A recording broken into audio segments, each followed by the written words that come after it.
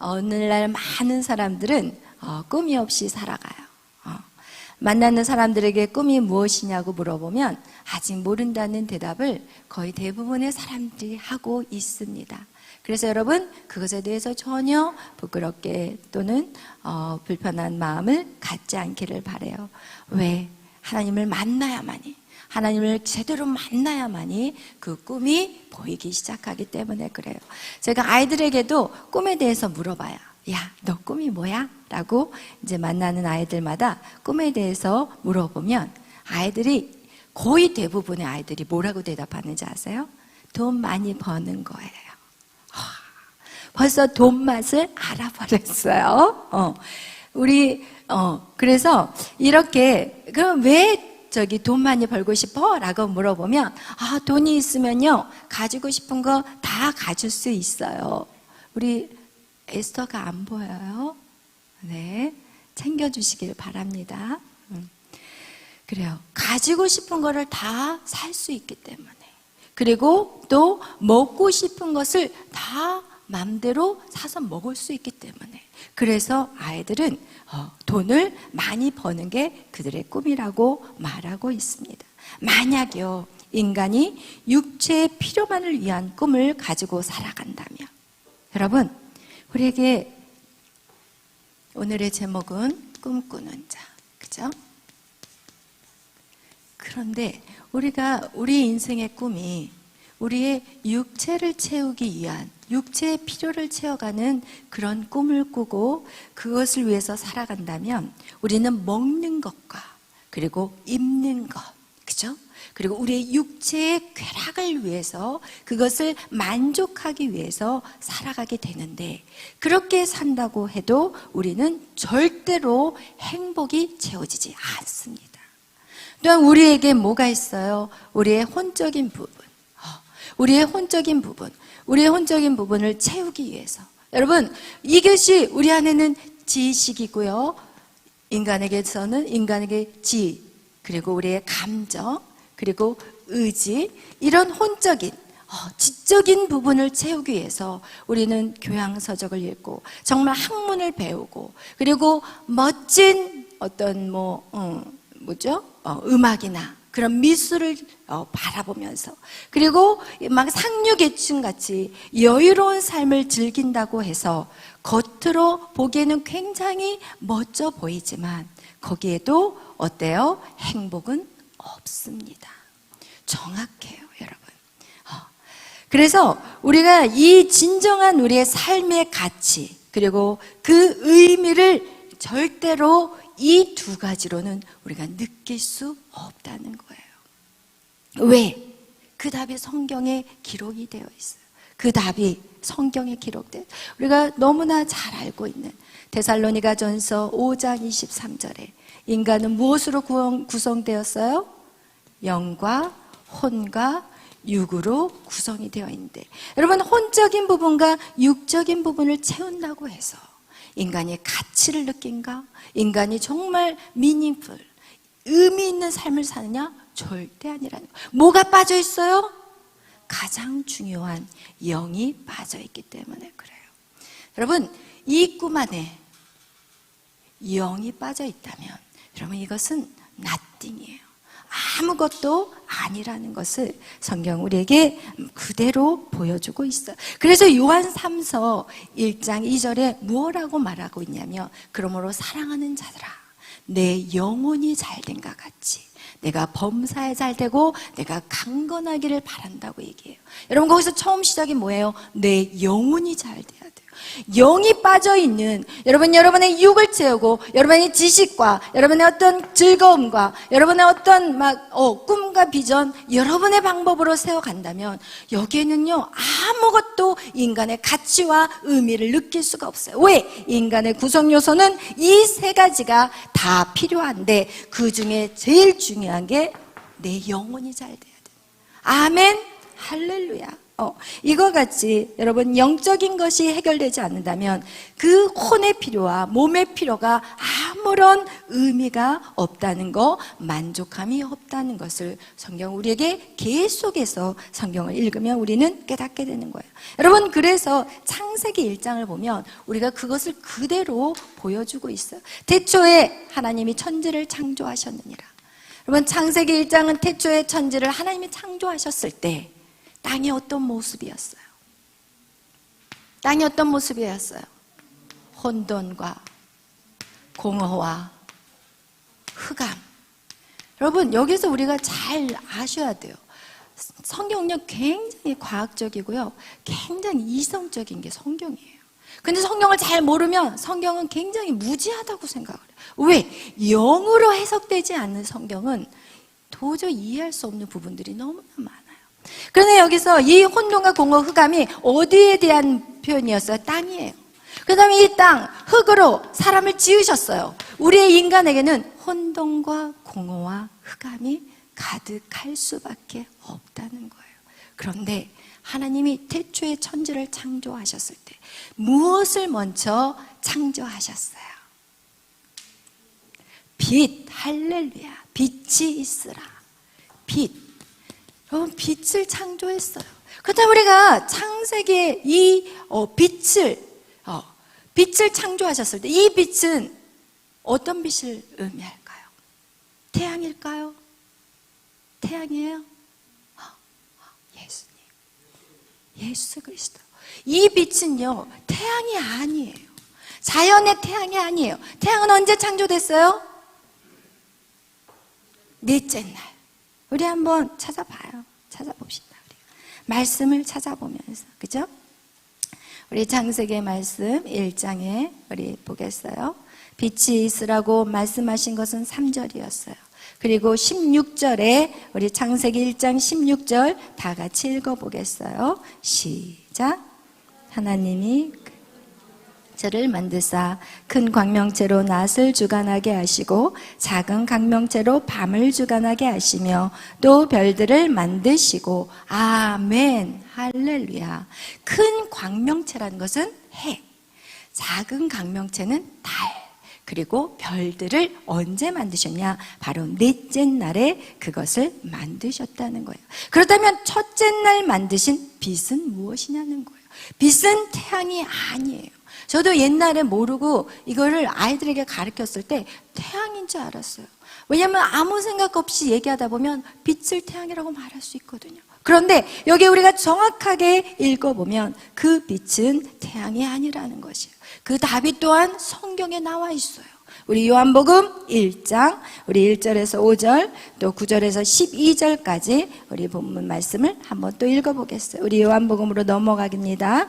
요한복음 1장 1절에서 5절 그리고 9절에서 12절 말씀 다 같이 말씀을 잘 생각해서 읽어보겠어요. 시작.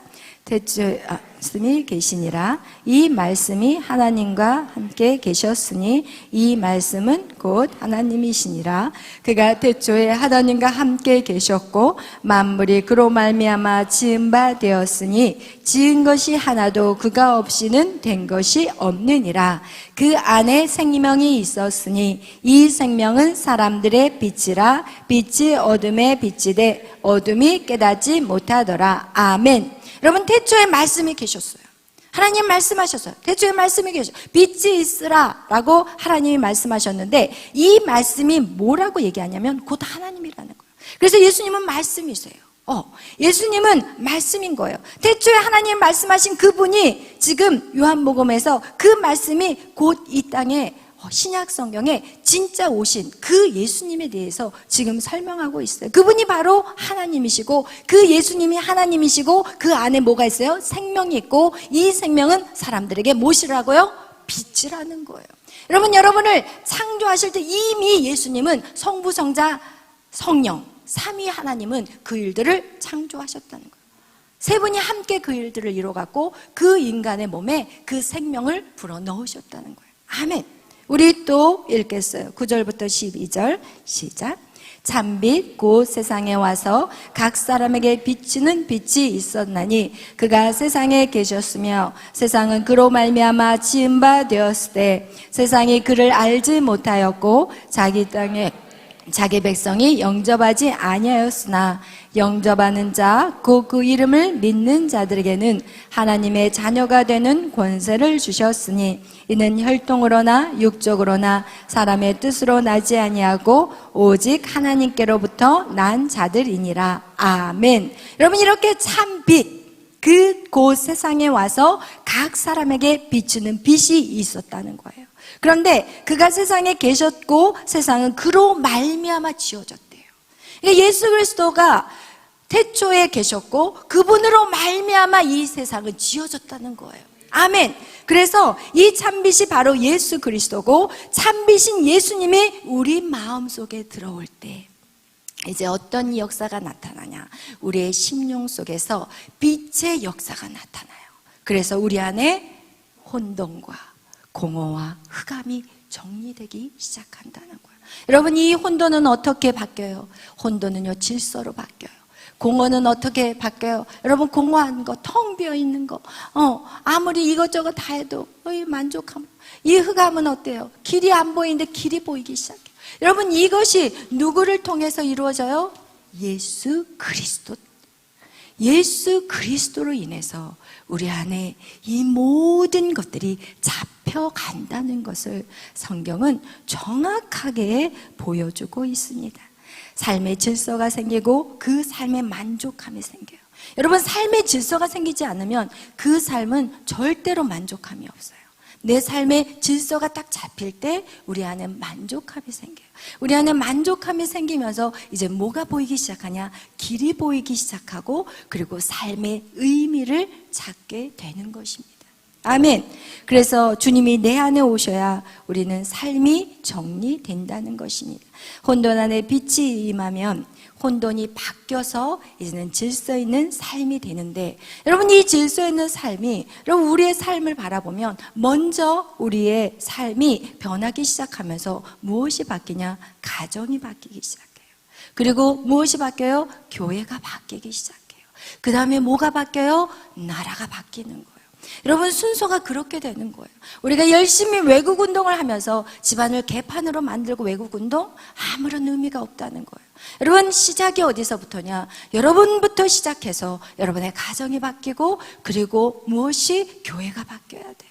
그리고 교회가 바뀜으로 나라가 바뀌어야 돼요. 그래서 이 교회는 이 마지막 때 대안이라고 얘기하는 게, 이 나라를 바꿀 수 있는 유일한 길이 교회라고 이야기하는 이유가 바로 이것이라는 것입니다. 그래서 여러분, 그 질서 안에 여러분이 먼저 순종하는 삶을 사셔야 돼요.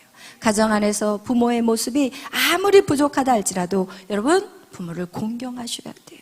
아멘. 여러분, 교회 안에서도 마찬가지예요. 목회자의 말에 순종하셔야 돼요. 그래야만이 성장을 할 수가 있는 거예요. 여러분의 회사에서나 여러분의 나라에서나 이 모든 질서 안에 여러분이 순종하며 나가야 되는 것이 정말 중요하다는 것을 말씀하고 있는 것입니다. 여러분, 이것과 같이 우리 안에 질서가 잡혀야 되고, 우리 또한 빛이 없는 인간에게 이 공함이 있는데, 여러분, 이 공함이라는 것은 우리 안에 만족함이라는 거예요.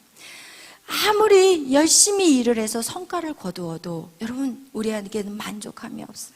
여러분, 그것을 어떻게 알 수가 있냐면, 여러분이 예를 들어서 여러분이 갖고 싶은 핸드폰이 있잖아요. 그러면 새 신형을 샀어요. 그러나 이 만족함이 오래 유지됩니까? 안 돼요. 또 새로운 핸드폰이 나오면 이거는 싫은 거야. 새 걸로 바꾸고 싶은 거야. 그래서 자꾸 어때요? 만족함이 없고 채워짐이 없기 때문에 우리의 모든 하는 일들이 계속해서 목마름이 있는 거예요. 여러분, 예수 없는 인생은 계속해서 목마르다는 것을 성경 우리에게 말씀하고 있는 것이에요. 그래서 결국 여러분 한번 생각해 보세요. 여러분이 어렸을 때, 자랐을 때는 열심히 공부하면, 좋은 성적을 얻으면 다 되겠지. 좋은 성적을 얻었는데 행복했습니까? 안 행복해. 왜? 밑에서 쫓아오는 아이들이 있어. 1등이 좋을 것 같아요? 절대 아니에요. 2등이 치고 올라올까봐 늘 불안한 거예요. 좋은 성적을 얻었는데 행복하지 않아요. 그렇다면 좋은 대학을 가보자. 좋은 대학을 갔어요. 정말 좋은 대학을 갔는데 그곳에서 행복했나요? 거기 역시도 행복하지 않아요. 계속해서 친구와 경쟁해야 되고 맨날 어떻게 보면 싸우는 거, 결국은 보이지 않는 싸움 안에서 우리는 계속해서 전진하는 거예요. 좋은 직장을 얻으면 될 것 같지만 좋은 직장을 거기서 버티기란 이것도 만만치 않은 거예요. 그렇다면 그렇다면 좋은 배우자라도 얻어보자. 그런데 여러분, 배우자를 얻어서 결혼을 해봤더니 여러분 채워지셨나요? 그것이 아니라는 것이 증명이 되는 게 뭐냐? 오늘날 이혼하는 가정이 너무 많아요. 그게 정말 정답이라면 왜 이혼하냐는 거예요. 오늘날 정말 이혼하는 수가 특히 우리 한국 땅에 세계적으로 1위예요. 그거와 같이 여러분 결혼도 대안이 아니라는 것을 보여주고 있다는 거예요. 그렇다면 마지막 키, 자녀. 그 자녀에게 온 힘과 정성을 다 쏟아요. 마지막 대안. 이 아이가 어떻게 보면 나의 생명줄 같이 생각하면서 그 아이를 키워요. 그러나 아이들에게 얻어지는 건 무엇입니까? 그 아이들 역시도 어떤 인생이 안에 있어요?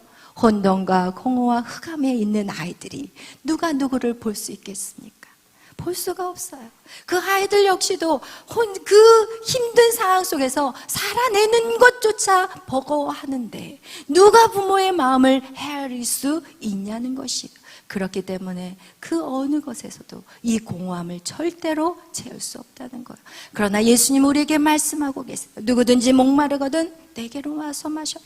누구든지 목마르거든 나에게로 와. 여러분, 예수님은 여러분의 목마름을 아셨어요. 그 목마름이 어디서 채워져야 된다는 것을 아셨어요. 그분이 바로 예수 그리스도라는 거예요. 여러분, 마지막으로 흑암. 여러분, 흑암이 뭐예요? 깜깜해요. 내 앞길이 깜깜해요. 여러분, 오늘도 여러분 그런 생각을 갖고 이 자리에 나오지 않으셨습니까? 깜깜하다. 무엇을 해야 될까? 어디로 걸어가야 될까? 어떤 길로 걸어가야지 내가 정말 잘 사는 것일까? 이 길로 가는 것은 정말 성공의 길이 맞는가? 이 길로 가야 될까? 이 길로 갈까? 아니면 이 길로 가야 될까? 어떤 사람이 이 길로 갔더니 잘 되는데 나는 이 길로 쫓아가 봤는데 왜 안 되지? 이러면서 우리는 깜깜한 흑암 속에서 미래에 대한 불안함으로 두려움으로 살아가고 있다는 것이에요. 여러분, 그런 두려움이 여러분에게 있지는 않습니까? 여러분, 이러한 우리 안에 이 문제가 해결되지 않으면 인간은 결국 어떻게 되냐? 목숨을 끊어버리는 그런 최악으로 가면, 정말 최악의 길로 가는 영혼들은 그곳에서 자살을 해버리고 마는 것입니다. 그 빛, 예수 그리스도의 빛이 우리 가운데 임하지 않는다면 우리는 여기에서 절대로 헤어나올 수 없다는 것을 성경은 우리에게 보여주고 있습니다. 그것이 무엇이에요? 우리의 영을 채우는 거예요. 아멘. 하나님은 영에, 하나님 우리를 창조하실 때 우리에게 영을 불어넣으심으로 말미암아 인간은 영이 없이는 인간이라고 말할 수 없다고 계속 제가 여러분에게 말하는 이유가, 여러분, 이 영적인 것들을 여러분이 소홀히 한다면, 여러분, 이 육체나 혼, 이것은요, 이걸로 채워지지 않는다면 이것은 무미하다는 것을 지금 계속해서 제가 여러분에게 반복해서 말씀드리는 것입니다. 아멘. 그렇다면 여러분, 이렇게 우리가 예수님의 빛을 우리 안에 비췄는데 이렇게 반문하는 사람이 있을 거예요. 목사님, 그렇다면 예수 그리스도를 제가 영접했거든요. 그리고 성도의 삶을 지금 살고 있어요. 그런데 왜 제 인생에는 길이 보이지 않고 인생의 의미를 찾지 못합니까? 라는 질문을 저한테 할 수 있습니다. 그렇다면 오늘 그거에 대해서 여러분에게 나누고 싶어요. 로마서의 말씀과 같이 믿음으로 우리는 구원에 이른다는 이 신층의, 우리는 행위가 아닌 믿음으로 구원을 얻는다고 성경은 말씀하고 있습니다. 처음 예수님을 믿고 우리가 구원을 받은 우리의 모습은 성경은 이렇게 표현하고 있어요.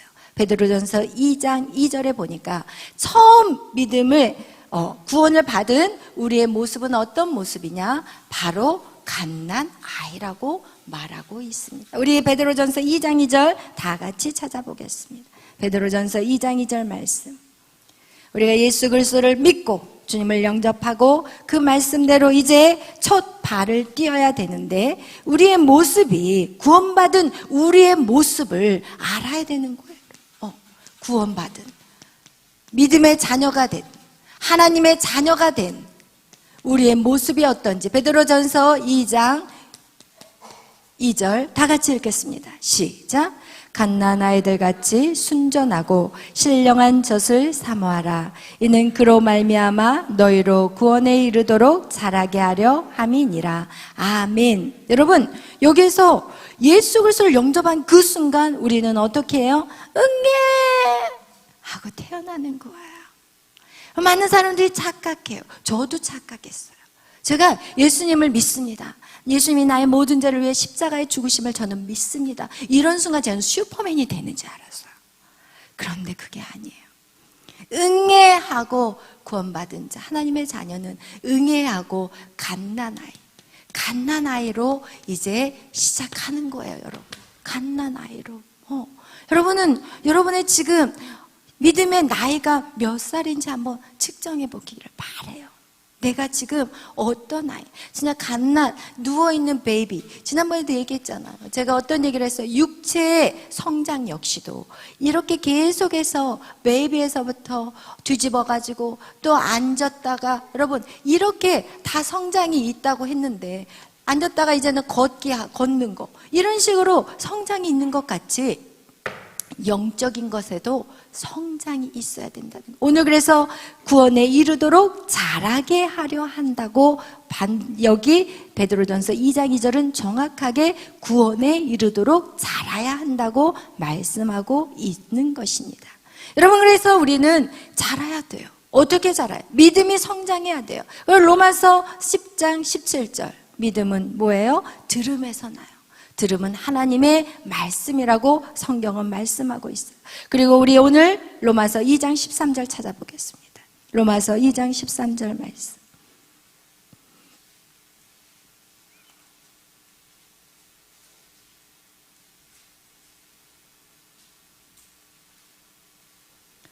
로마서 2장 13절 다 같이 읽겠습니다. 시작. 하나님 앞에서는 율법을 듣는 자가 의인이 아니요 오직 율법을 행하는 자라야 의롭다 하심을 얻으리니. 아멘. 여러분, 로마서는 믿음에 대한 이신칭의, 믿음으로 구원에 이른다고 말하고 있으면서도 지금 오늘 정확하게 사도 바울은 얘기하고 있어요. 뭐라고요? 율법을 행하는 자라야 의롭다.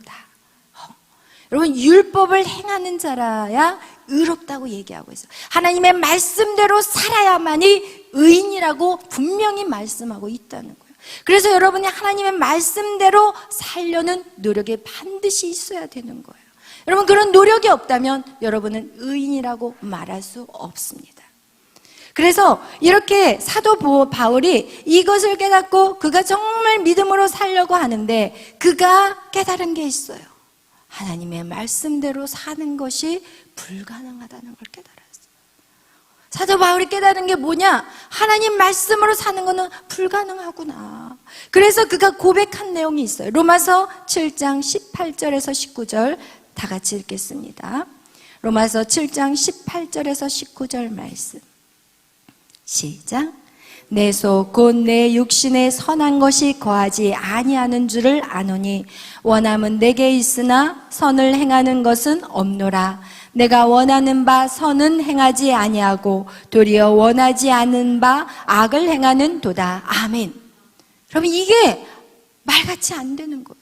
저희 딸 에스더가 항상 와가지고 엄마 미안해, 엄마 미안해. 뭐가 미안한데? 엄마, 내 마음은 사실 그렇게 안 하고 싶었어. 엄마한테 소리 지르지 말아야지 라는 것을 내 머리는 아는데 내가 이게 행동으로 안 됐어. 엄마 미안해 라고 이제 나중에 와서 그렇게 사과를 할 때가 있어요.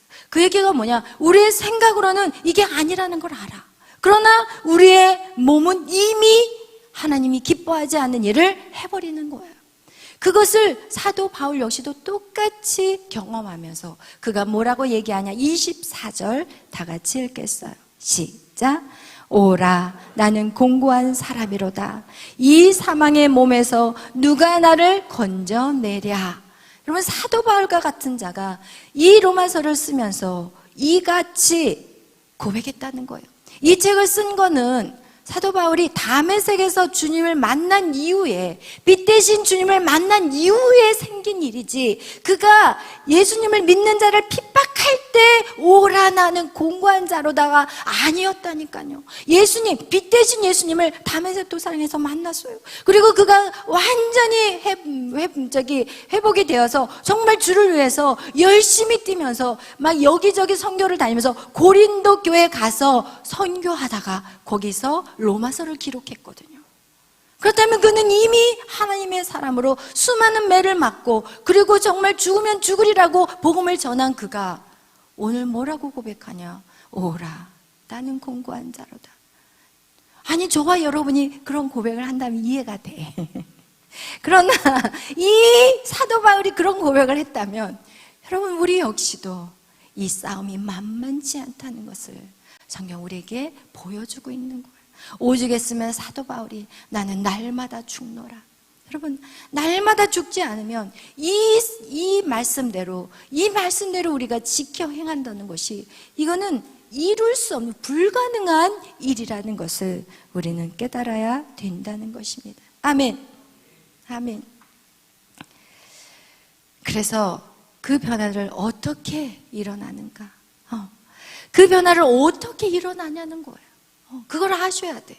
빛이 우리에게 임했어요. 우리가 예수 그리스도를 영접했어요. 그 빛이 임함으로 말미암아. 그런데 우리의 삶은 여전히 바닥에서 기고 앉아 있고, 이거 허우적거리고 있고, 좀 뭔가 섰다고 생각하는데 어느 날 보면은 팍 쓰러져 있는 제 모습, 희망이 보이지 않은.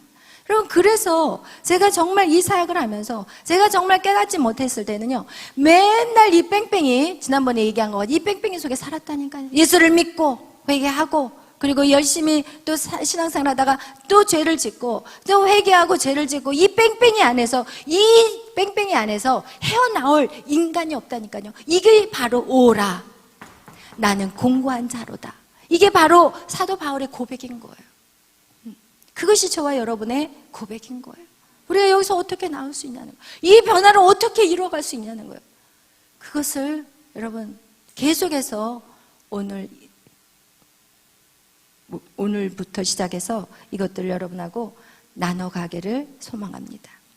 여러분, 첫째 창조, 첫째 날은 빛이 있으라 했어요. 그죠? 예수님 우리에게 임했어요. 그럼 둘째 날은 어떤 역사가 있었어요? 우리 한번 다시 창세기 1장 6절에서 7절로 넘어가겠어요. 창세기 1장 6절에서 7절. 둘째 날 어떤 역사가 일어나? 하나님 무엇을 말씀하셨는지 우리 다 같이 한번 읽겠어요. 시작. 하나님이 이르시되 물 가운데 궁창이 있어 물과 물로 나뉘라 하시고, 하나님이 궁창을 만드사 궁창 아래의 물과 궁창 위의 물로 나누게 하시니 그대로 되니라. 아멘. 여기에서 동사가 뭐예요? 나뉘어라. 나뉘어야 되는 거예요. 분리, 나눔, 구별. 여러분, 지금 둘째 날에 여기에서 포인트가 뭐냐? 나뉘어져야 된다는 거예요. 천지창조의 둘째 날, 물과 물이 서로 나누는 역사, 그것이 우리의 심령에 적용이 돼야 되는데, 그게 무엇이냐? 하나님이 빛과 어둠을 나누신 것 같이 우리가 이전에 하나님의 뜻과 내 뜻이 이제는 하나님의 뜻과 내 뜻이 이제 분리되어야 되는 거예요. 하나님의 뜻과 내 뜻이 분리돼야 되고, 나의 생각이 이제는 하나님의 뜻에 이제 분리되어져서 어떻게 누구를 따라야 된다는 거예요? 하나님의 뜻을 따라 가야 된다는 거예요. 우리의 과거의 습관들이 이제는 어떻게 돼요? 분리되어야 돼요. 내 인생 가운데 이것이 나뉘어져야 돼요. 그래서 이런 나누는 시간, 이것이 바로 둘째 날의 역사라는 것이, 나의 생각과 하나님의 뜻이 나뉘어져야 되고, 내 중심의 신앙생활과 하나님 중심의 신앙생활이 나뉘어져야 되고, 그리고 내 고집이 하나님의 선한 뜻에 굴복해야 된다는 것입니다. 여러분, 인간은 절대로 두 마음을 가지고 살 수가 없어요. 성경에서 말씀하고 있어요. 두 주인을 섬길 수 없어. 너가 돈을 사랑하든지 하나님을 선택하든지 둘 중에 하나라고 성경은 정확하게 말하고 있어요. 여러분, 두 마음으로는 살아갈 수 없어요. 두 마음을 가지고 신앙생활 할 수 없어요. 여러분, 여러분에게 왜 갈등이 있는지, 여러분이 왜 신앙생활 하는 게 힘든지, 여러분 안에 두 마음이 아직 한 마음으로 해결되지 않았기 때문에 신앙생활에 갈등이 있는 것입니다. 결국은 이런 갈등이 여러분이 앞으로 전진할 수 있는 것들을 전진할 수 없게 만들어버려요. 전진할 수 없고 그냥 삶의 무기력함으로 정지 상태로 만들어버리는 거예요. 그래서 성경의 시작은 창세기, 우리가 성경 창세기를 우리가 시작의 책이라고 말하는데, 이 시작, 여러분, 우주 만물의 시작, 인간의 시작, 이 모든 시작이지만 그 안에 또 누구의 시작이냐? 바로 복음의 시작이라는 거예요. 아멘. 그 안에 예수 그리스도 빛의 시작이 먼저라는 거예요. 아멘. 우리가 이렇게 창세기는 복음의 시작을 말씀하고 있어요. 그래서 로마서 11장 36절에는 이는 만물이 주에게서 나오고 주로 말미암고 주께로 돌아간다고 한 것 같이, 여러분, 이 땅의 모든 시작은 복음으로부터 시작된다는 걸 아셔야 돼요. 그리고 복음으로 시작되고 복음으로 살고 복음으로 마쳐요. 왜? 예수 그리스도가 이 땅에 오심은 바로 복음이신 예수님이 이 땅에 오심으로 이 땅의 역사는 정리가 되는 것이에요. 아멘. 그래서 로마서 11장 36절은 정말 우리에게 진리요 우리의 길을 제시해주는 것이라는 거예요. 아멘. 우리는 복음으로 시작했다, 복음으로 맞춰줘야 돼요. 아멘. 할렐루야. 창세기는 복음의 시작을 알리는 책이에요. 그리고 첫째 날에 이 빛이 임함으로 이 창세기가 시작됐다면, 여러분, 여기서 둘째 날 나눔의 역사를 통해서 보여주는 게 바로 출애굽기라는 거예요. 여러분, 출애굽기를 보면 이스라엘 민족이 애굽이라는 세상 속에 섞여 살았어요. 그랬을 때 하나님은 어떻게 하셨어요? 이 출애굽기에서 어떻게 하셨어요? 출애굽기에서 이스라엘 민족을 모세를 통해서 분리시켰어요. 여러분, 신앙생활이라는 것은 분리요 나눔이에요. 이전에 내가 이런 모습으로 살았다면 절대로 그런 모습으로 하나님이 살기를 원하지 않으신다는 거예요. 아멘. 여러분, 그래서 이 출애굽기는요, 애굽에서 탈출했다는 어떤 그런 의미만을 생각해서는 절대로 안 돼요. 출애굽기의 영적인 의미는 무엇이냐? 세상과 내가 구별되는 것을 의미하는 것입니다. 우리가 세상과 구별되지 않고서는 우리가 믿음의 길을 절대로 걸어 나갈 수가 없어요. 가나안 땅에 들어갈 수가 없어요. 이스라엘 민족이 예수 그리스도의 그 보혈, 뭐예요? 6월절의 사건을 통해서 애굽에서 나왔어요. 그거 역시도 하나님이 분리시키는 작업이에요. 주님의 보혈의 피가 죄인을 의인으로 분리시키는 작업이기 때문에 그래요. 그래서 6월절의 그 피로 인해서 결국은 어떻게 하냐? 이스라엘 민족이 거기서 분리돼서 나왔는데, 여러분, 빛이 임하여서 우리가 그곳에서 분리되었는데, 우리는 어떻게 해요? 가나안 땅으로 걸어가는 그 과정 속에서 우리 안에 있는 완벽한 분리를 하나님이 원하신다는 거예요. 그 분리가 해결되지 않자 이스라엘 백성들을 하나님 어떻게 다루세요? 뺑뺑이를 돌리세요. 무슨 뺑뺑이? 광야에서 40년의 뺑뺑이를 돌리셔요. 뺑뺑이를 통해서 뭘 시켜요? 고난을 통해서 뭘 시켜요? 우리를 정금같이 만들기를 원해요. 우리를 그 뺑뺑이를 돌리면서 고난 속에서, 시련 속에서, 그 연단 속에서 우리를 정금같이 만들기를 원하는데, 결국 이스라엘 백성들이 그 과정을 통과하지 못했어요. 그리고 애굽에서 나온 20대 후반의 남자들 중에 유일하게 여호수아와 갈렙만 그 과정을 통과하게 된 거예요. 여러분, 교회라는 이름이 무엇인가요? 교회. 교회는요, 에클레시아라고 그래요. 에크는 뭐냐? 밖으로예요. 그리고 칼레오는 무슨 뜻이냐? 두 개가 불러내다. 그러니까 밖으로 불러내다. 이게 바로 교회예요. 밖으로 불러내다. 세상에서 밖으로 불러내다, 구별되다, 나누다, 이런 뜻이 바로 교회예요. 그렇기 때문에 여러분이 바로 교회예요. 이 건물은 예배당이고 교회는 여러분 난 사람이 교회고 이 무리가 바로 교회라는 의미를 가지고 있어요. 여러분 밖으로 불러낸 그런 사람들이라는 거예요. 그래서 세상에서 분리되지 않는 상태는 절대로 여러분 믿음의 길을 걸어갈 수 없습니다. 이거를 아셔야 돼요. 아멘. 이스라엘 백성을 통해서 하나님이 직접 보여주셨어요. 그런데 하나님은 어떻게 하기를 원하냐? 100%를 하나님 타협 안 하기를 원하세요. 그러나 세상의 악한 마귀는 우리에게 자꾸 타협점을 줘요. 뭔지 아시겠어요? 자꾸 세상과 타협하게 만들어요. 그게 바로 출애굽기에서 바로 왕이 우리에게 보여주는 타협점이에요. 그것을 오늘 여러분하고 또 나누고 싶어요. 여러분, 마귀는요 계속해서 우리에게 타협책을 걸어와요.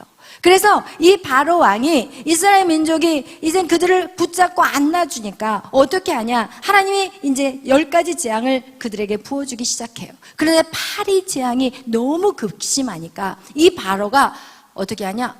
빨리 가서 모세를 불러와.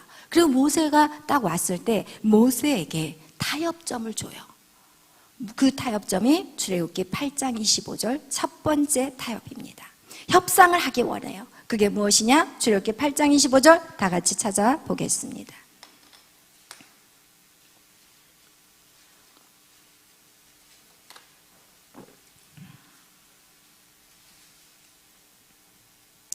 우리 출애굽기 8장 25절 다 같이 읽겠어요. 바로가 모세와 아론을 불러 이르되 너희는 가서 이 땅에서 너희 하나님께 제사를 드리라. 아멘. 여러분, 이 모세가 우리 백성이 하나님 앞에 예배드리게 우리를 좀 보내달라고 얘기했을 때 바로가 얘기해요. 아니야, 멀리 가지 마. 뭐하러 멀리 가, 귀찮게. 이 땅에서 예배드려. 애굽 땅에서 예배드려. 뭐하러 멀리 움직이려면은 시간도 들고 날씨도 덥고 피곤하잖아. 뭐하러 피곤한데 그렇게 예배 드리려고 해. 이러면서 타협을 걸어오는데, 여러분 그게 어떤 의미인지 아세요? 이 땅에서 예배 드려라. 야, 이 땅에서 누릴 거 누려. 세상 사람하고 똑같이 살아. 그리고 주일날만 가서 예배 드리면 돼. 이거예요, 여러분. 그래, 드라마 재밌잖아. 세상의 노래 신나잖아. 볼 거 다 볼 수 있잖아. 즐겨. 마음껏 즐기고 마음껏 놀아. 그렇지만 그냥 한 번 가서 주일날 예배 드리면 되잖아. 이것이 바로 바로가 사단이 우리에게 주는 타협이라는 거예요. 여러분, 그런 자들에게는 하나님의 그 어떤 능력도 기대하지 마시기를 바랍니다. 하나님의 자녀로서의 권세를 1도 사용할 수 없어요. 그냥 이 땅에서 먹고 입고 그냥 살다가, 그냥 대충 살 만큼 살다가, 그리고 그 다음은 저도 뭐라고 말할 수 없습니다. 여러분, 두 번째 마귀의 타협이 있어요. 우리 출애굽기 8장 28절 읽겠습니다. 시작. 바로가 이르되 내가 너희를 보내리니 너희가 너희의 하나님 여호와께 광야에서 제사를 드릴 것이니 너무 멀리 가지는 말라. 그런즉 너희는 나를 위하여 간구하라. 아멘. 아멘. 우리 다시 한번 출애굽기 8장 28절 다시 한번 읽겠어요. 시작. 바로가 이르되 내가 너희를 보내리니 너희가 너희 하나님께 여호와께 광야에서 제사를 드릴 것이나 너무 멀리 가지는 말라. 그런즉 너희는 나를 위하여 간구하라. 아멘. 여러분, 뭐라고 얘기하고 있어요? 예배는 드려. 왜 가는 거는 가. 그런데 뭐라고요? 뭐라고 했어요? 너무 멀리 가지 말래요. 너무 멀리 가지 말래요. 그런데 모세는 뭐라고 얘기해요? 27절에 다 같이 27절 우리 한번 읽어보겠어요. 시작.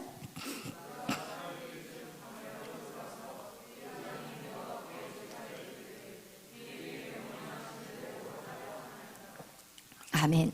그래요. 우리 출애굽기 8장 27절 거기서 모세가 뭐라고 얘기하냐면 사흘길을 가야 된대요. 여러분, 이 사흘이라는 수는요 완전수예요. 하나님의 완전수는 3일이에요. 그런데 이 의미는 무엇이냐? 3일 길을 가야 된다. 그것은 완전한 분리를 얘기하는 거예요. 100% 완전한 분리를 성경이 말씀하고 있는 거예요. 아멘. 그런데 여기서 사단은 뭐라고 타협하냐? 야, 너무 멀리 가지 마. 야, 신앙생활 왜 그렇게 힘들게 해? 너무 그렇게 할 필요 없어. 야, 거기 교회 이상한 데 아니야? 거기 이상한 데 아니야? 매일 예배를 해? 돌았어? 또라이야? 요즘 세상에 매일 예배하고 무슨 학생이 공부를 해? 무슨 이 경쟁 사회에 매일 예배하면서 무슨 직장 생활을 할 수 있어? 밑에서 치고 올라오는데 어떻게 견딜 수 있어? 여러분, 이런 식으로 사단은 우리에게 계속해서 얘기해. 야, 봐봐. 너 매일 밤 예배했더니 성적 떨어졌지? 또 떨어졌네. 마침 떨어졌어. 그리고 마침 직장에서도 상사한테 야, 너 왜 맨날 졸아? 안 졸다가 요즘 왜 그렇게 조는 거야? 밤에 뭐 일 다녀? 이렇게. 역시나 여러분이 열심히 신앙생활하면 육신은 피곤해서 졸 수 있어요. 성적은 떨어질 수 있어요. 그것이 없다고 저는 말하지 않아요. 그런 어려움이 반드시 있을 수 있어요. 그러나 그런 과정에서 누구를 선택하느냐, 이것이 저와 여러분에게 오는 훈련의 시간인 거예요. 아멘. 여러분, 이렇게 사단은 우리에게 자꾸 너는 멀리 갈 필요가 없어, 이러면서 우리를 어떻게 만드냐? 한 발은 세상에, 한 발은 하나님에게 양다리를 걸치게 하는 거야. 이러지도 못하고 저러지도 못. 신앙에서 가장 갈등이 일어날 때가 바로 이 두 번째인 거예요. 가장 갈등이, 이렇게도 못하겠고 하나님의 은혜는 좀 맛을 봤어. 그러니까 또 하나님을 떠날 수도 없지. 또 세상도 역시 만만치 않지. 이러면서 우리의 갈등을 주는 시간이 바로 이렇게 두 번째, 사단이 우리에게 주는 마음이라는 거예요. 그런데 세 번째 마귀의 타협이 있어요. 그래도 이 모세가 가야 된다. 그리고 계속해서 재앙은 막 떨어지고 하니까 이 바로도 견딜 수가 없는 거야. 죽을 것 같으니까 다시 모세를 불러가지고 출애굽기 10장 8절에서 11절. 출애굽기 10장 다 같이 찾아보겠어요. 10장 8절에서 11절 다 같이 읽겠어요. 출애굽기 10장 8절에서 11절 시작. 모세와 아론을 바로에게로 다시 데려오니 바로가 그들에게 이르되 가서 너희의 하나님 여호와를 섬기라. 갈 자는 누구누구냐? 모세가 이르되 우리가 여호와 앞에 절기를 지킬 것인즉 우리가 남녀노소와 양과 소를 데리고 가겠나이다.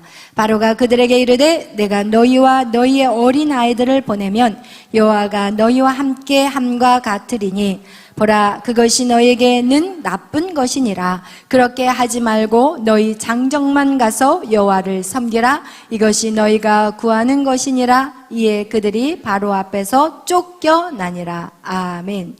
여러분, 이렇게 이제 세 번째 마귀가 타협을 하는데, 야, 너희만 가.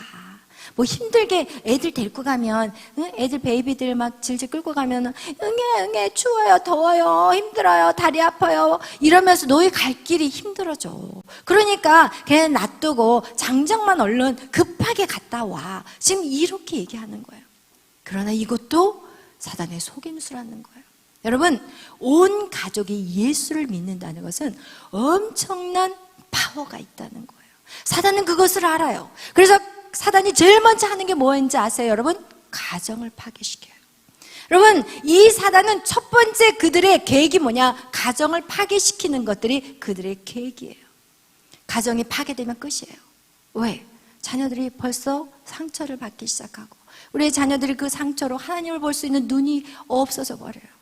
그 상처와 그 가정 안의 힘듦으로 인해서 정말 뭐 세상을 볼 수 있는 여유와 눈이 없어지기 때문에 그래요. 그래서 사단은요, 가정을 깨기를 원해요. 하나님의 뜻대로 결혼하는 것을 싫어해요. 자기의 방법대로 결혼하게 만들어요. 자기의 육신의 쾌락대로 사람을 선택하게 만들어요. 그리고 가정을 깨트려 버리고, 그리고 결국은 그 가정의 깨짐으로 인해서 두 사람만 깨어지는 게 아니라 자녀들 역시 평생을 그 상처 안에 허우적거리게 만들어버려요. 이것이 바로 누구의 계략이에요? 사단의 계략이에요. 오늘 여러분, 이 세 번째 마귀가 타협점을 이루는 게 무엇이냐? 너희만 가라는 거예요. 너희만. 여러분, 절대 아니에요. 여러분, 여러분의 자녀들, 여러분의 부모를 위해서 기도하셔야 돼요. 절대 아니에요. 여러분 속고 있는 것이에요. 여러분이 아무리 좋은 곳에 가 있다 할지라도 그곳에 여러분의 자녀와 여러분의 부모가 안 계신다면 그것이 정말 행복한 곳일까요? 절대 아니에요. 여러분, 정말 여러분이 그것을 놓고 기도하시기를 축복합니다. 아멘. 여러분, 이렇게 가정, 그리고 역시 교회 마찬가지예요. 교회도 영적인 가정이에요. 여러분, 육신의 가정이 가정집이라면 여러분, 영적인 가정은 무엇이냐? 교회라는 거예요.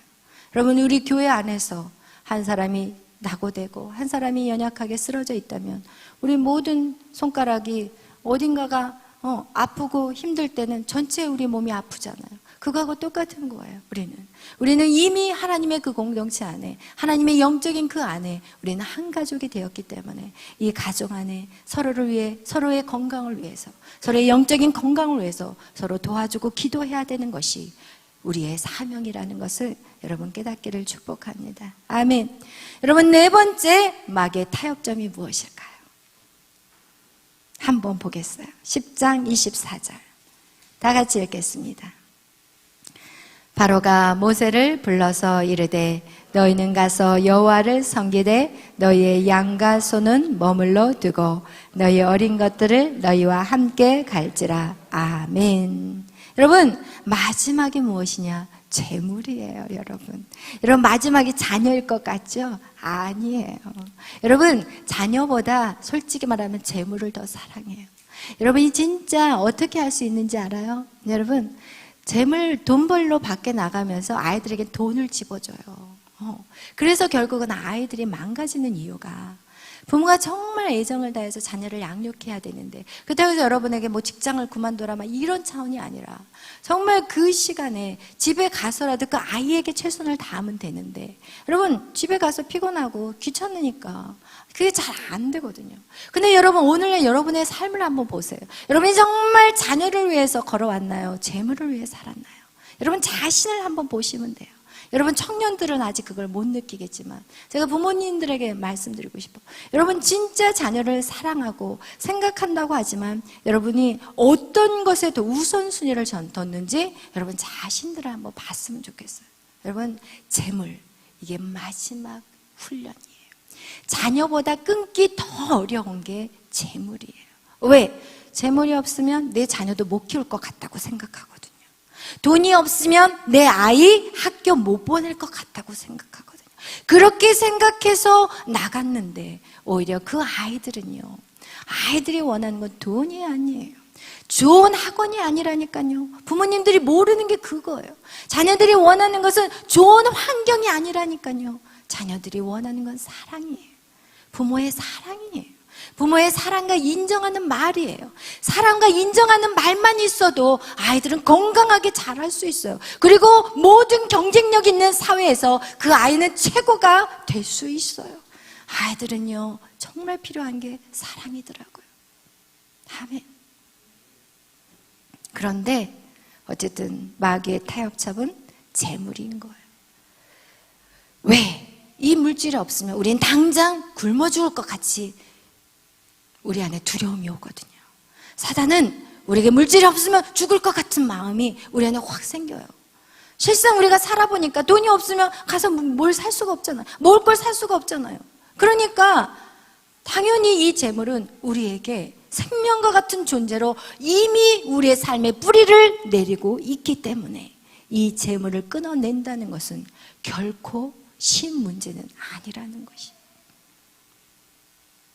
그래서 하나님께서는 이 재물의 노예를 끊기 위해서 우리에게 주신 게 바로 뭔지 아세요?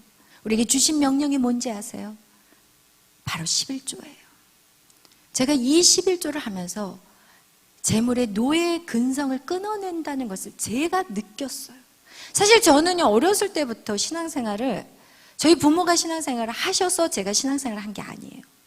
저는 그냥 초등학교 때 언니가 먼저 친구의 전도를 받고 따라다니면서 저를 데리고 갔고, 우리 여동생을 데리고 갔고, 우리 남동생을.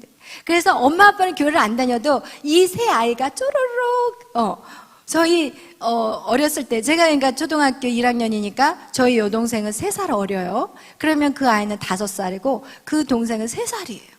3살, 5살, 8살, 그리고 10살이 손을 딱 잡고 매일 교회를 나갔어요. 하나님이 그게 너무 이건 하나의 전적인 은혜인 거예요. 그래서 저는 사실 제대로 신앙을 배우지를 못했어요. 11조를 해야 되는 것도 나중에 커서 이제 뭐 선생님 11조 해라 11조 해라 해도 그것을 잘 몰랐어요. 그래서 사실은 제가 하나님 말씀대로 살아가는 그 과정 속에서 결국은 중학교 때부터 11조를 하게 되었고, 이러면서 저희 어머니도 이제 제가 초등학교 6학년, 4학년 때 그때 하나님이 그 옆집 아줌마를 통해서 전도를 하셨어요. 저희가 전도한 게 아니에요. 그렇게 해서 교회를 다니시고, 그리고 나서 예배 드리다가 그렇게 많이 아프셨던 엄마가 예배 속에서 그 병이 고쳐져 버린 거예요. 그러니까 거기서 산 체험이 있고 난 뒤로부터 새벽 기도를 하시기 시작하고, 정말 열심히 신앙생활하고 여전도 회당을 하시고 교회 모든 일들을 마다 않고 열심히 사셨던 분이 저희 엄마였거든요. 근데 어쨌든 그렇게 우리가 신앙생활을 하면서 열심히 살았지만, 어쨌든 제가 어렸을 때부터 훈련된 부모 밑에서 자라지 않았기 때문에 11조가 사실은 드리는 게 쉽지가 않았어요. 그런데 제가 깨달은 것이, 우와, 이 11조가 나 이 물질의 노예 근성을 완전히 끊어내버리구나, 이러면서 진짜 자유해지기 시작한 것이 바로 11조였어요. 그래서 제가 제 딸을 키울 때는요, 어렸을 때부터 정말 철저하게 양육을 했어요. 그러니까 이 아이가 하나님 앞에 드려지는 것이 하나도 아깝지 않은 거예요. 그런데 놀라운 거는 뭔지 아세요? 하나님이 이 딸의 주머니를 마르지 않게 하세요. 제가 깨닫는 것은 이 딸의 주머니를 풍족하게 하시는데 저보다 더 풍족하게. 저는 목회하면서 물질이 없어서 아둥바둥할 때 저희 딸은 누리면서 살았어요. 여러분, 이런 것들이 여러분 정말 제 산 증인으로서 여러분에게 전하는 말씀이에요. 여러분, 이거와 같이 여러분, 하나님이 우리에게 마지막 타협책이 무엇이냐? 바로 재물이라는 거예요. 그런데 제가 오늘 왜 37장에 이 야곱의 아들들에 대한 이야기를 먼저 오늘 본문으로 읽었냐는 거예요. 여러분, 오늘 제가 이 설교를 하면서 처음 오늘 창세기 37장은 오늘 여러분하고 나눈 얘기하고는 약간 이 내용들을 사용하지 않고 지금 다른 얘기만 막 하다가 지금 이제 마지막으로 정리하기를 원해요. 제가 왜 야곱의 아들들을 12명에 대한, 그리고 그 아들 중에서 유일하게 하나님의 꿈을 꾼 자가 누구예요? 요셉이라는 거예요. 여러분, 교회에 다 있다고 해서 꿈꾸는 거 아니라는 걸 얘기하고 싶어요. 여러분, 이 자리에 여러분 다 앉아있지만 다 요셉과 같은 꿈을 꾸는 자가 있지는 않다는 거예요. 그러나 하나님의 사랑에 차별이 있을까요? 여러분에게 여러분 안에 꿈이 없다는 것이 하나님 여러분을 차별해서 여러분이 그 꿈을 꾸지 못한다는 것일까요? 절대 아니에요. 하나님은 차별이 없는 분이에요. 영적으로 깨어서 그 꿈을 들을 수 있는 자가 유일하게 요셉이라는 거예요. 영적으로 그 꿈을 볼 수 있는 눈이 열린 자만이 요셉이라는 거예요. 하나님의 그 복음은 모든 자에게 임했어요.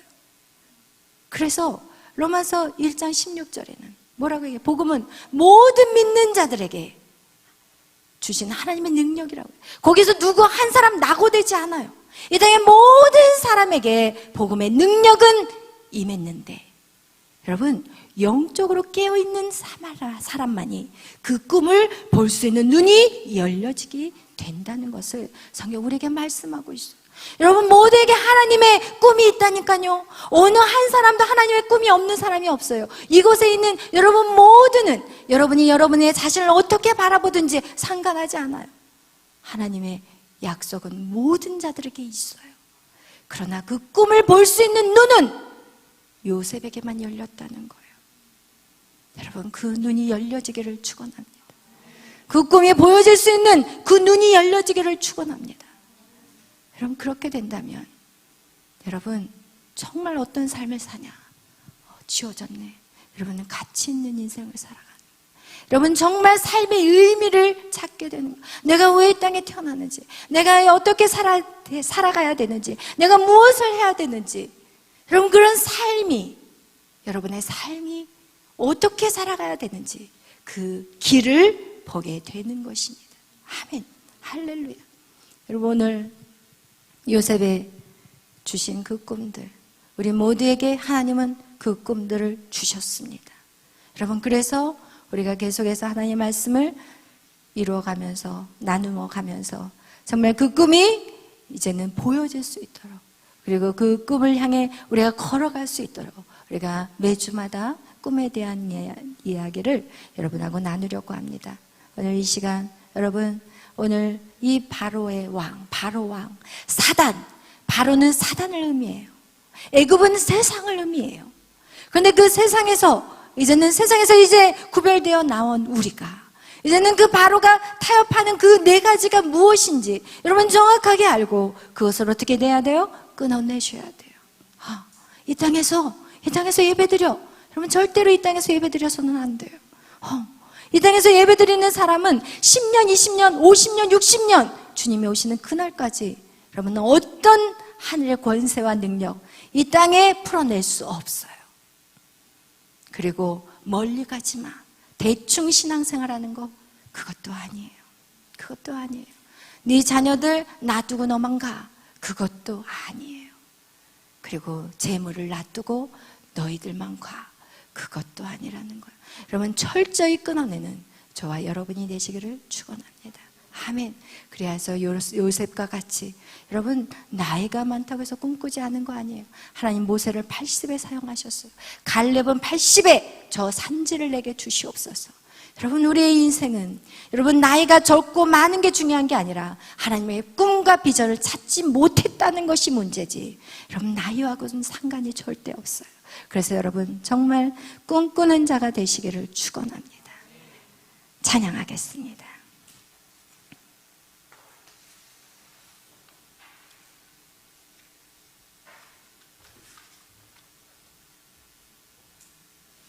주가 보이신 생명의 길.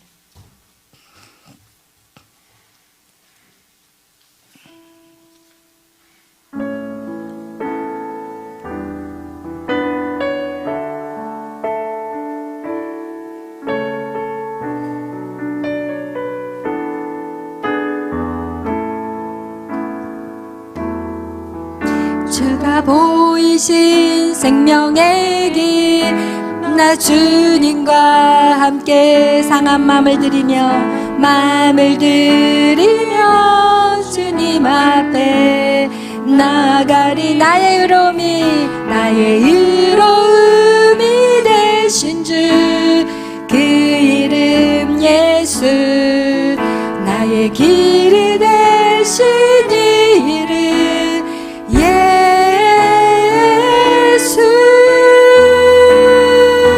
나의 길 오직 그가 하시나니, 나를 단련하신 후에 내가 천국까지 나오리. 다시 한번 고백합니다. 주가 보이신 생명의 길, 나 주님과 함께 상한 마음을 드리며 주님 앞에 나가리. 나의 의로움이 되신 주, 그 이름 예수. 나의 길이 되신 이름 예수.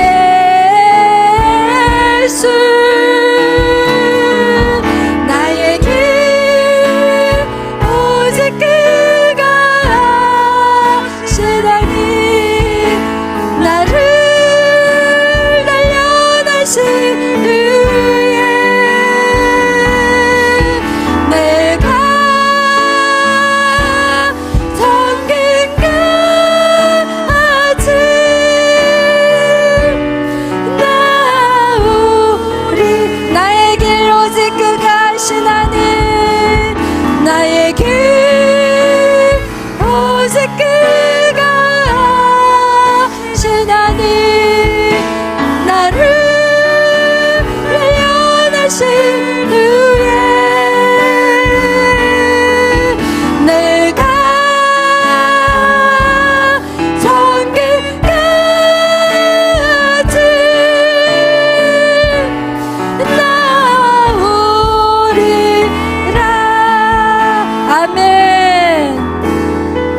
그렇습니다.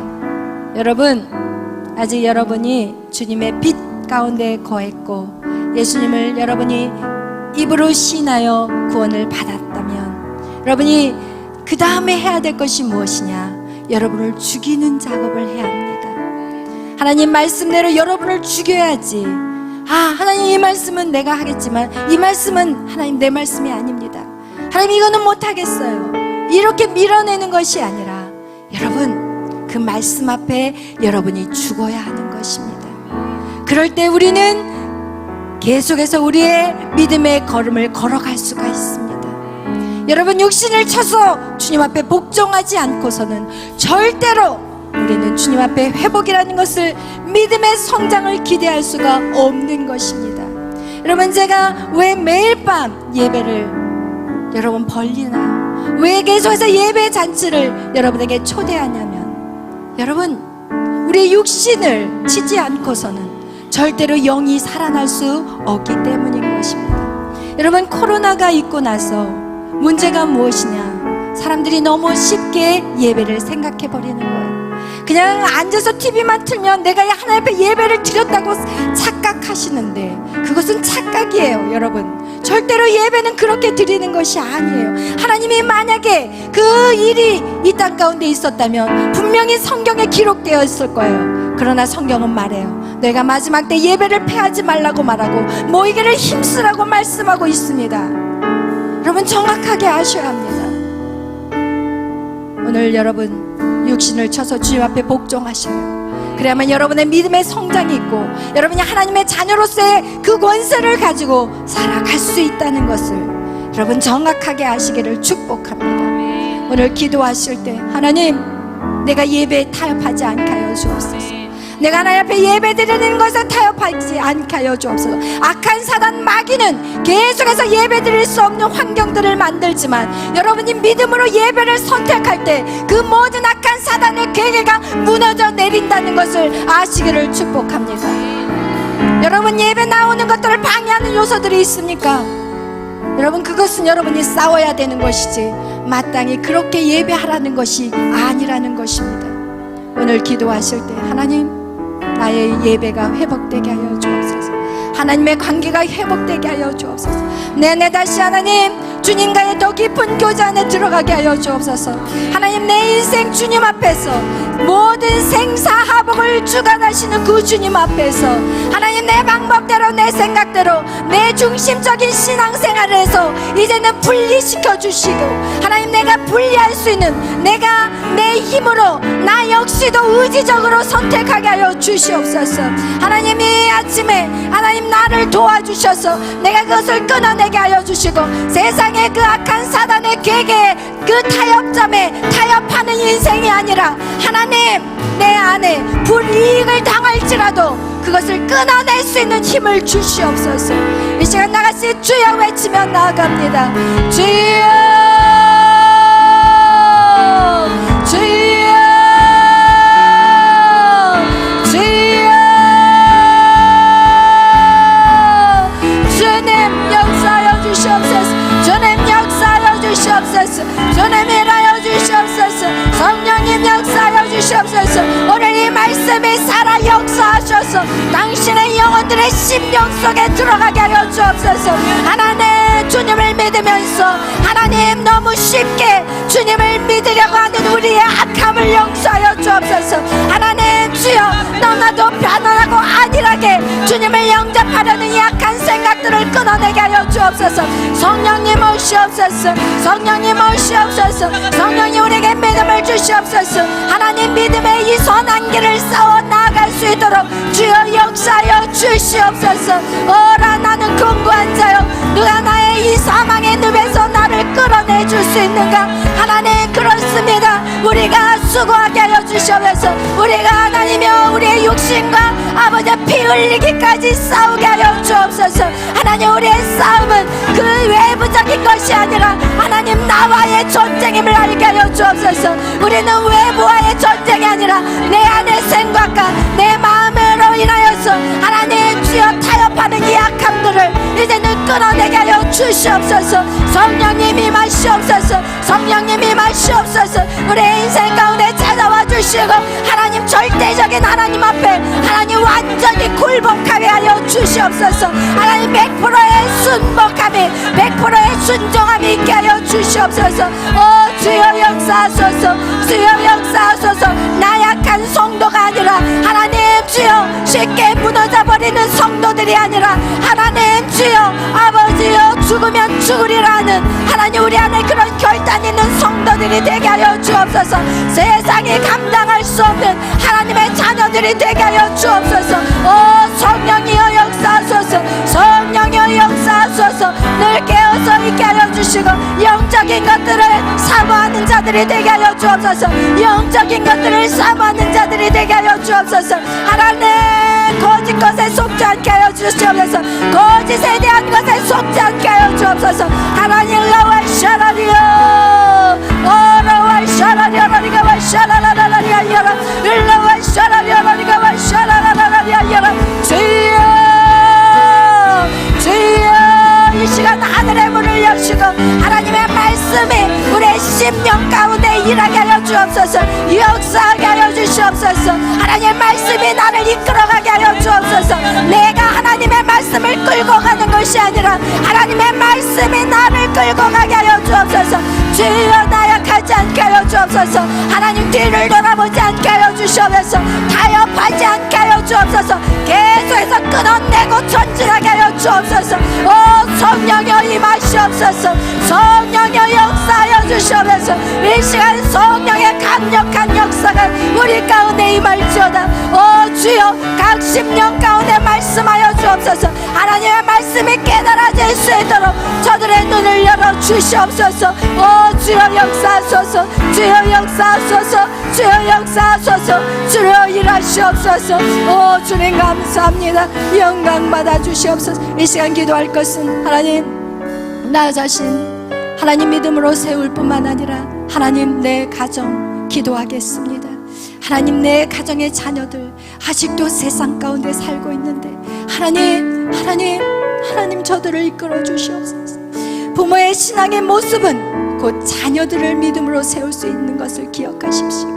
오늘 이 시간 하나님 우리의 자녀들 주님 세상 가운데 있지 않게 하여 주 함께 걸어가게 하여 주옵소서.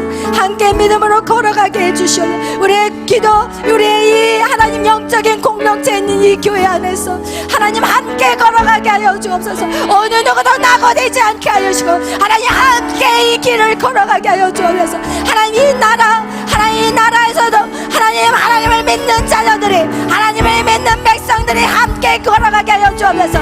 교회가 하나 되게 하여 주옵소서. 교회가 하나 되게 하여 주옵소서. 우리 다같이 기도하며 나아갑니다. 주여